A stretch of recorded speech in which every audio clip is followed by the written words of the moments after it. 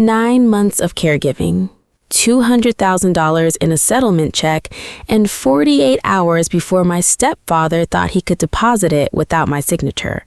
"This is family money, not yours to control," he told me, standing in my mother's kitchen like I hadn't been the one holding a basin under her chin the night before she died. He had a plan. He didn't know I already had a call scheduled with the bank's fraud department.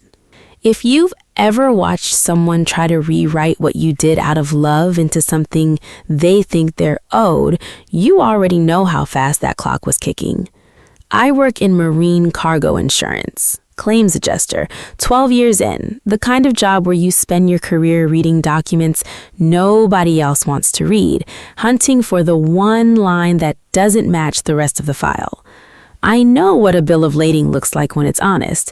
I know what it looks like when somebody has gone back and changed the date, hoping nobody checks the metadata behind it. That's the whole job, really. Not catching liars, noticing when a timeline doesn't hold its own shape. My mother used to say I came out of the womb suspicious of paperwork. I didn't understand what she meant until I was 26, standing in a hospice room in Cape Ferrow, watching a nurse adjust her feeding tube while my stepfather stood in the doorway checking his phone. His name is Gerald Voss. He married my mother when I was 14. For a long time, I thought that made him family in the way that actually counted. 9 months ago, I learned exactly how much the word counted once there was money attached to it. Gerald ran a charter fishing outfit out of the Cape Ferrow marina, 3 boats and a dock lease he'd been renewing on borrowed time for longer than any of us knew. I didn't know that yet. What I did know was that my mother's ovarian cancer had come back that March, that the doctors gave her a window measured in months, and that somebody needed to be in that room every day, making sure the morphine schedule was right and the sheets got changed, and nobody let her lie there feeling like a burden. I moved into her guest room in April. I learned how to flush a PICC line without flinching. I learned how to turn a person every 2 hours so she wouldn't get sores on skin that used to hold me as a baby. I learned that grief starts long before the funeral, that you can watch someone die for months and still not be ready when it finally happens. Gerald visited on Sundays. He'd bring a bouquet from the grocery store, sit for 40 minutes, and leave before the hard part of the evening started, the part with the suction machine and the medication chart, and the low animal sound my mother made sometimes when the pain broke through early. I remember one Sunday in August when he stayed an extra 20 minutes holding her hand while she slept, and I let myself think maybe this version of him was the real one after all. I think about that afternoon more than I'd like to admit, now that I know what he was already planning. There was a version of this family that existed before any of it. Back when I was 14 and Gerald taught me how to bait a hook without flinching. Back when my mother used to laugh at both of us for taking the fishing so seriously. That version of him is the one I keep having to bury separately from the one who forged her signature. Grief doesn't let you bury just one person. Sometimes it makes you bury who you thought they were, too. My mother died on a Tuesday in December, 4 a.m, my hand on her wrist and her breathing just stopping between one turn of the second hand and the next. She'd worked reception at Cape Ferrow General for 30 years, and there was a wrongful billing settlement tied up in a class action that had been crawling through the courts since before her diagnosis. It finally cleared 2 weeks after she was gone. $200,000 made out to her estate, care of her surviving spouse and her only child as co-beneficiaries. That's the part Gerald left out when he called me the following week.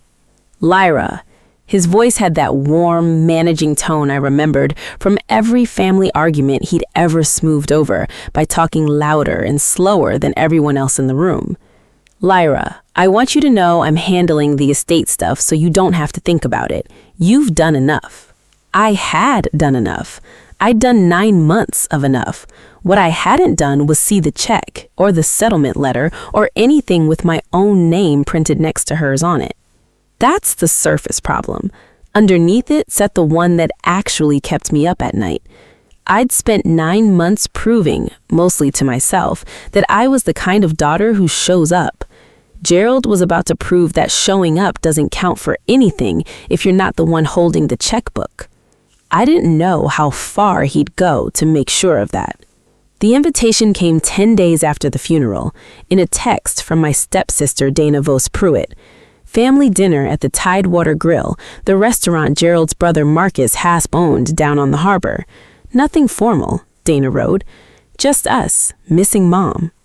I remembered the Tidewater from childhood summers, back when the family still felt like one thing instead of 4 people circling a check. The dock ran right up to the patio, and Gerald used to tie his boat there on Sunday afternoons, while my mother ordered the same crab cakes every single time, peeling the lemon wedge apart with her fingers instead of squeezing it whole. I drove down with the radio off. 10 minutes from the restaurant, my phone buzzed. Dana again. "Don't be weird about the estate stuff tonight, okay? Gerald's stressed enough." I hadn't said a word about the estate. Nobody had told me there was anything to say a word about. A young waiter met me at the host stand, maybe 20, name tag reading Theo, a smear of flour still on his forearm from the kitchen. He recognized me from summers I barely remembered myself.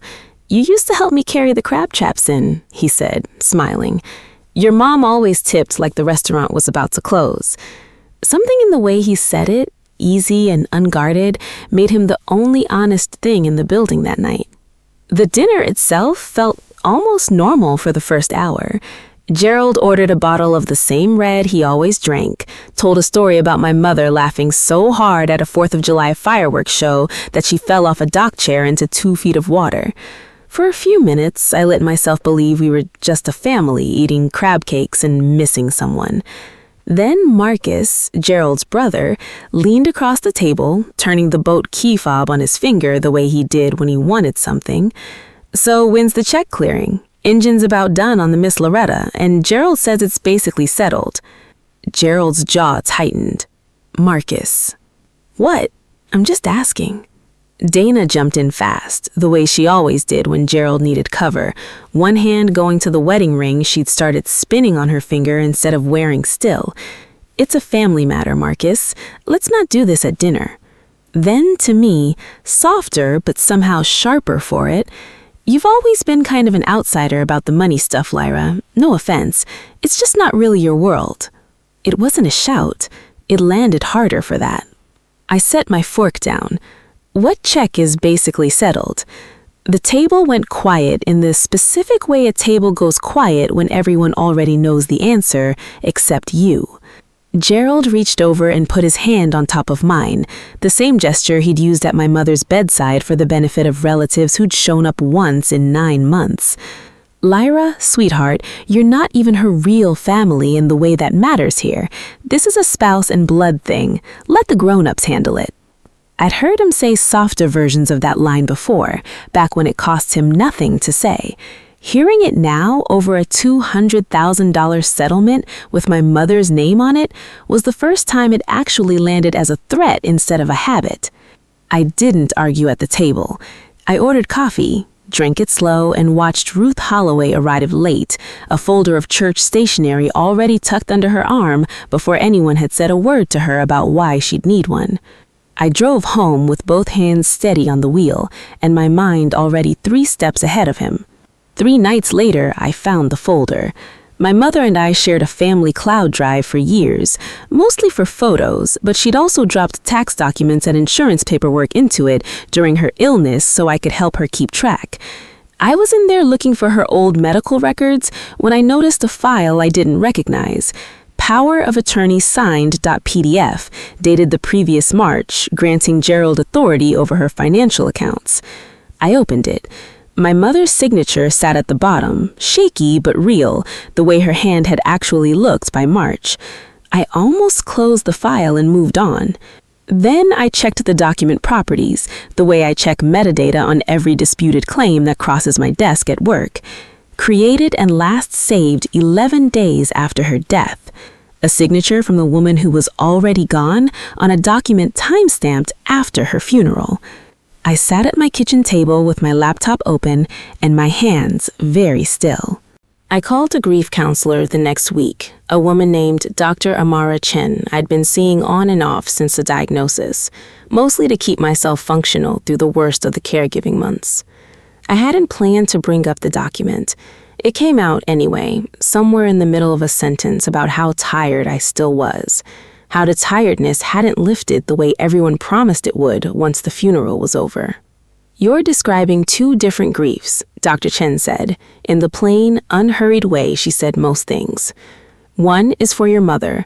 The other is for the version of your family you thought you still had. You're allowed to grieve both, and you're allowed to act on the second one without it canceling out the first." I hadn't thought of it in those terms before. I'd been treating the anger as something shameful, something that meant I wasn't grieving correctly, as if there were a correct way to watch a man rewrite 9 months of your life into a footnote. Dr. Chen didn't tell me what to do about the document. She just made it possible to look at it without flinching, which turned out to be most of what I needed from her that week. I'd spent 9 months learning that love and paperwork are the same fight fought on 2 different fronts, and I only knew how to win one of them by accident. The other one I'd trained for my whole career without realizing it was practice for this. Gerald hadn't just decided I wasn't real family. He decided I was too tired, too grieving, too slow to check. That's when I stopped grieving out loud and started building a claim file instead. The next morning, I called an estate attorney, a sharp, unhurried woman named Priya Ramesh, who'd handled a wrongful death claim for a coworker 2 years back. I laid out the documents, the dates, the settlement letter I still hadn't been shown. She asked me to send everything over before we talked strategy and told me, calmly, that a forged POA executed after the principal's death was about as clean a fraud case as she'd ever seen walk into her office. "Don't confront him yet," she said. "Not until we know exactly what he's already tried to do with it." I didn't confront him. I went quiet instead. The kind of quiet Gerald mistook for surrender because he'd never once had to learn the difference. A week in, Priya called back with the first real complication. "There's a wrinkle," she said. "The Assistant Settlement Administrator's office already processed a change of payee request. Somebody submitted it electronically using your mother's login credentials 3 days after the POA was dated. If Gerald's attorney gets to the administrator first with a clean story, they could argue the whole thing was pre-authorized and stall our freeze for months."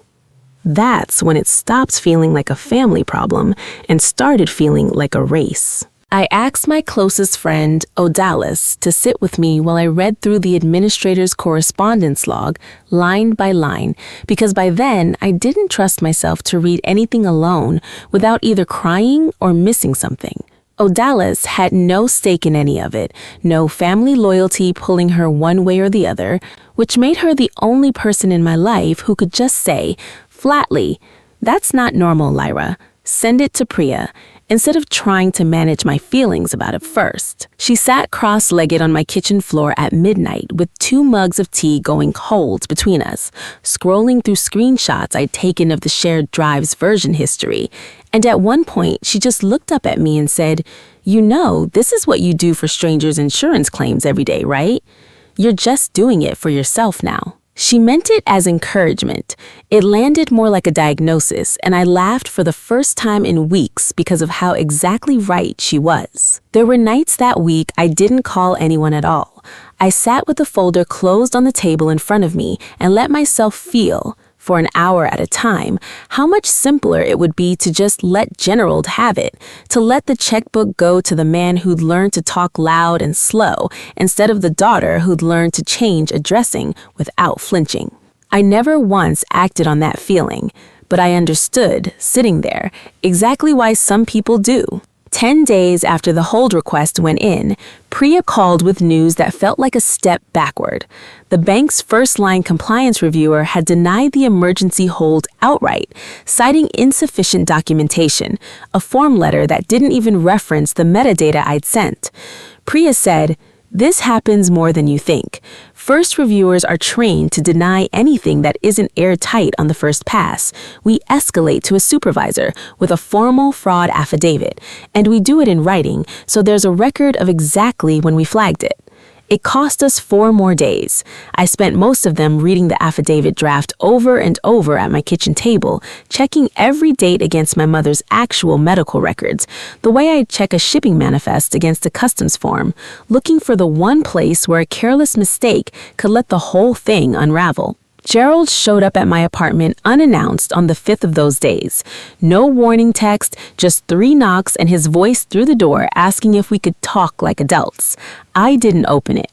I stood in my own hallway with my hand flat against the wood, listening to him wait, and for a moment I almost gave in to the old instinct, the one that had spent 30 years smoothing things over so nobody had to feel the discomfort of an unresolved argument. Then I thought about the timestamp on that document, 11 days after her funeral, and let him knock a 4th time before he finally gave up and left. 2 weeks passed after that. Dana texted twice, both times some version of checking in that felt more like checking on me. Marcus posted a photo of a new outboard motor, captioned "Big upgrades coming soon," and I sat with my phone in my hand for a long moment, thinking about exactly whose $200,000 was about to pay for it. I went back to the Tidewater for what Dana called a settling-in dinner, the kind of gathering families invent when they need an excuse to see whether the person they wronged has noticed yet. Theo seated us again, and this time he lingered a beat too long refilling my water, like he'd clocked something in the room he wasn't going to say out loud. Ruth Holloway was there again too, an old family friend who'd known my mother since their church choir days and who ran the building fund committee at Cape Ferrow Community Church, the same church Gerald had quietly borrowed against twice in the past 3 years, according to records Priya had pulled that afternoon. Ruth had the kind of voice that made discomfort sound like wisdom. "Your mother would want peace in this family," Ruth said, refilling her own wine without being asked. "Not accusations." "I haven't accused anyone of anything," I said. "Good," Gerald said, too quickly, "because there's nothing to accuse. Estate's moving through the normal channels, lawyers, paperwork, all of it." I asked, as evenly as I could manage, when I'd be able to see the settlement documents myself, given that I was named co-beneficiary. The table went still again. Marcus glanced at Gerald. Dana studied the tablecloth, her ring spinning faster now.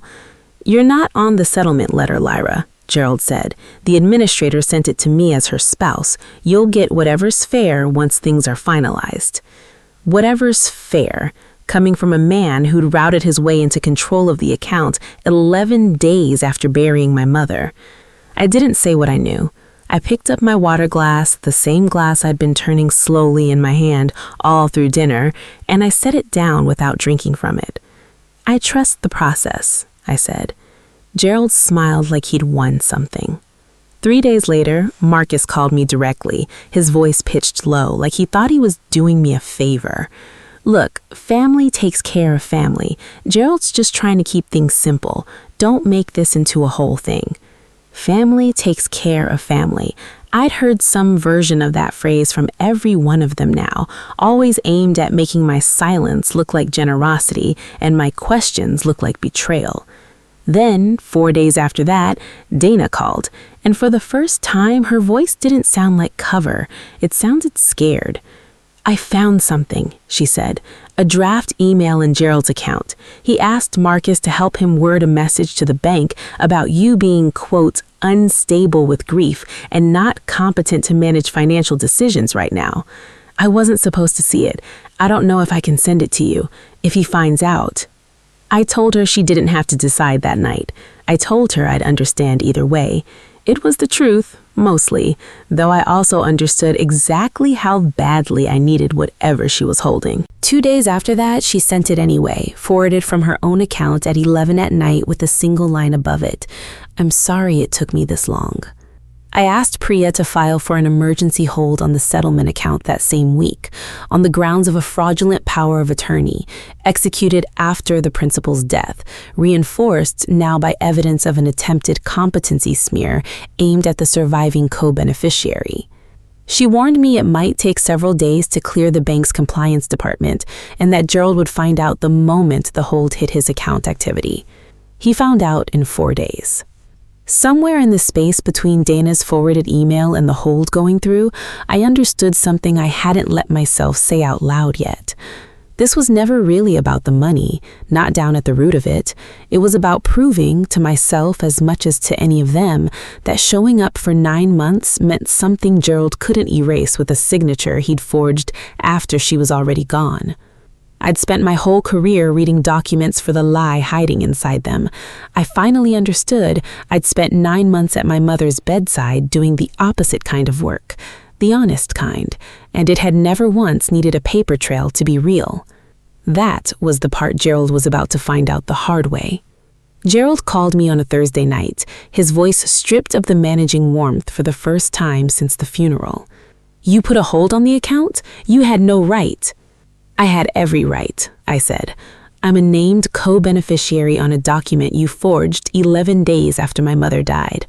I also have an email where you and your brother discussed calling me unstable to a bank compliance officer."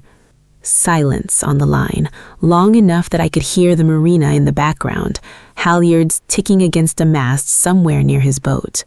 "Sunday, there's a family gathering," he said finally, voice flat now. "6-month memorial for your mother at the Tidewater.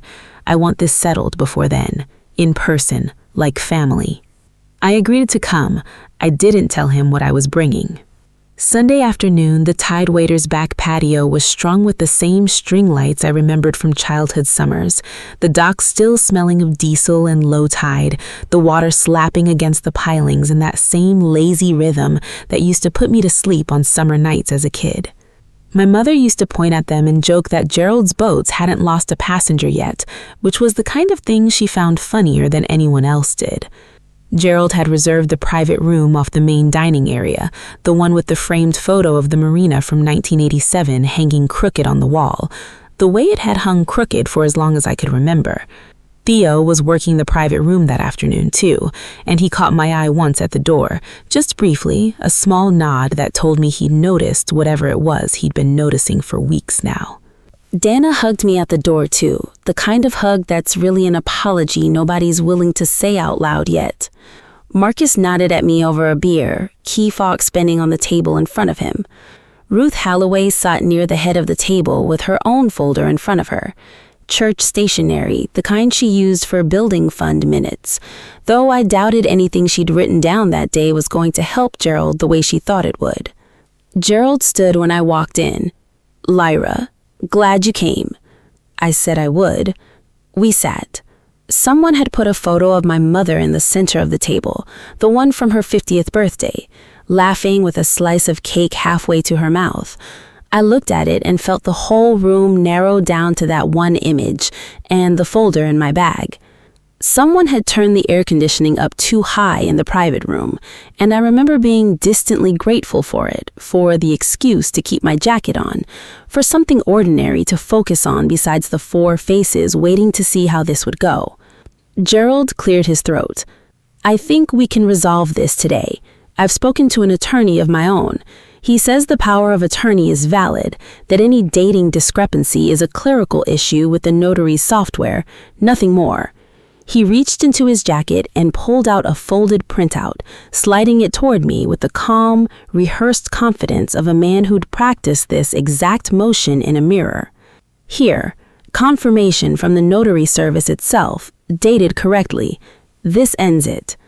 For one long second, watching him slide that page across the table, I felt something close to doubt, a flicker of, maybe I've gotten this wrong. Then I looked at the letterhead and recognized it as a template, not a live confirmation. No case number, no signature line filled in. "Which notary?" I asked. He named one, a mobile notary service out of the county, the kind that does house calls for people too sick to travel. I took out my phone instead of my folder. "Let's call them now, on speaker, so everyone at this table can hear it from the source instead of a printout." Gerald's hand twitched toward my phone like he might stop me. He didn't. The receptionist who answered pulled up the appointment log while I waited, the four of them listening to hold music that felt endless in that small room. When she came back, her voice was clipped and certain. No appointments on record for my mother, for that address, for that week, or for 6 weeks on either side of it. Gerald's face didn't move, but his hand did, reaching for his water glass and finding it empty. "There's more," I said, opening my folder now and sliding a second page across, the document metadata Priya had pulled, and had independently verified through the bank's own compliance office that morning, a call I'd made specifically so I'd have a second, separate source confirming the same fact before I walked in here. Created and saved 11 days after her death, confirmed twice now, once by the notary's own log, once by the bank. I can walk you through exactly how that timestamp works, if you'd like, since apparently nobody in this room has ever read a forged claims file before. I have, professionally. Ruth spoke first, her voice thinner than at dinner. "Gerald, is this true?" He didn't answer her. He looked at Marcus instead, some silent question passing between them that Marcus answered by staring hard at the tablecloth, the key fob finally still under his hand. Gerald tried one more time, his voice cracking around the edges of it. "I did what I had to do," he said, quieter now. "The boats needed the engine work. The dock lease was 3 months behind. Your mother would have wanted us to keep the business alive." My mother worked reception at a hospital for 30 years so she could pay for a wedding you never once helped fund. She didn't leave that money to keep your boats running. She left it because a hospital lied to patients and got caught, and because you married her, and because I sat with her for 9 months while you checked your phone in doorways. Dana had gone pale, her ring finally still. Marcus wouldn't look up.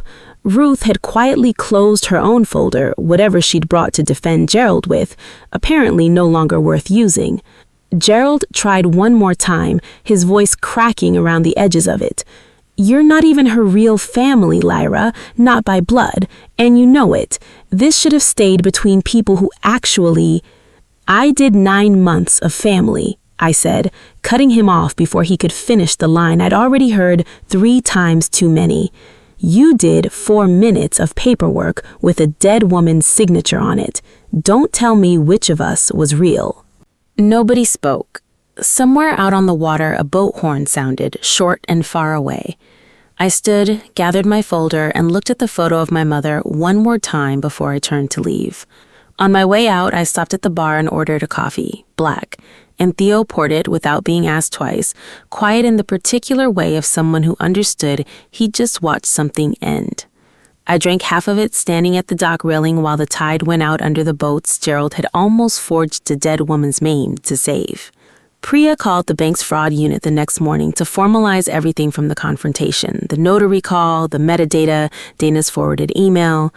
Combined with the forged POA, the hold became a formal freeze pending investigation, and Gerald was informed he'd need his own attorney present for any further disbursement request. It would be months before the estate cleared through probate the honest way, with me listed correctly from the start, but it would clear.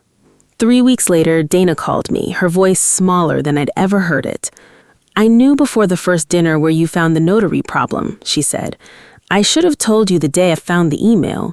I'm sorry, Lyra, I really am." I believed her, not all the way, not yet, but enough to say thank you and mean it. Marcus never called at all. I heard through a cousin that he'd started telling people the whole mess was Gerald's doing alone, that he'd only ever asked about engine repairs, nothing more, the key fob apparently still spinning somewhere without him. Part of me wanted to be angrier at him for that than I actually managed to be. He'd never forged anything. He'd just been willing to look away from what his brother was doing as long as an engine got fixed out of it, which is its own kind of quiet failure, even if it isn't a crime. A month after that, I learned from Ruth, of all people, calling to check in on the building fund's behalf, that Gerald's charter business had actually been underwater since before my mother's diagnosis, 2 boats behind payments and the third barely afloat, no connection to me or to the hold I'd placed. Whatever came for him next had been coming long before I ever opened that folder. Ruth's own voice on that call sounded different than it had at either dinner, quieter, stripped of wisdom-shaped comfort she'd been handing out all along. She never apologized outright. She didn't need to. The fact that she called at all told me everything about which side of the table she'd finally landed on. I don't know what happens to Gerald's charter business now, whether the third boat makes it through another season or whether the marina finally calls in the lease he's been stretching thin for years. That part isn't really mine to carry anymore. What's mine is the file I built out of a metadata timestamp and a friend's steady voice at midnight and a lawyer who knew exactly which department to call twice. What's mine is proof, finally, in writing, that 9 months of showing up was never the smaller half of this story. I still think about the dock at the Tidewater some evenings, the way the water pulled out steady under those boats while I stood there with my coffee going cold. I don't hate Gerald. I don't forgive him either. Not completely. Not yet. What I have instead is the settlement check, finally made out correctly, and 9 months I know for certain nobody can rewrite. I went back to the Tidewater once more, a few weeks after probate finally cleared, just to sit at the bar for an hour and watch the boats come in. Theo was still working there, and he brought me a coffee without me asking for it, the same way he had the day everything fell apart in that back room. He didn't say anything about it. He didn't have to. Some people just know when to let a thing be quiet. I keep the notary's printed confirmation, the fake one Gerald slid across the table that day, folded in the same drawer where I kept my mother's medication schedule during those 9 months. I'm not sure why I saved it. Maybe because it's the clearest proof I have that showing up honestly will always outlast whoever's faking it, on paper or otherwise. Maybe I just needed one object that proved I hadn't imagined any of it. If you're the one who shows up, who learns the medication schedule and the turning schedule, and sits through the hard hours nobody else wants, hear this. Being present isn't owed to you as a virtue. It's owed to you as a fact, on paper, with your name spelled correctly on every document that follows. I think about the version of me who almost didn't check that document's properties, who almost closed the file and trusted the signature at the bottom because it was easier than doubting a man I'd known since I was 14. That version of me exists in some other timeline, still waiting for a check that was never coming, still calling it family because nobody had shown her the alternative yet. Here's the part that actually matters if you're ever in a version of this yourself. If you're named as a beneficiary on any settlement, insurance payout, or estate account, ask in writing to be listed as a co-payee immediately, not after the fact. A check made out to 2 names generally requires both signatures to cash or deposit, which is exactly the protection Gerald was trying to route around. If someone produces a power of attorney or a signed document you weren't shown at the time, you're allowed to ask the notary directly for their appointment log. You're allowed to check a document's own creation and modification timestamps, which most PDF programs will show you for free. Banks and title companies see forged POAs more often than people think, and most have a fraud unit built specifically to handle exactly this kind of claim once you give them something concrete instead of a feeling. You don't need a courtroom performance to protect yourself. You need a paper trail, a phone call to the right department, and the willingness to ask the quiet, specific question instead of the loud one. If any part of this happened to you, or something close to it, tell me in the comments and consider subscribing for more of these.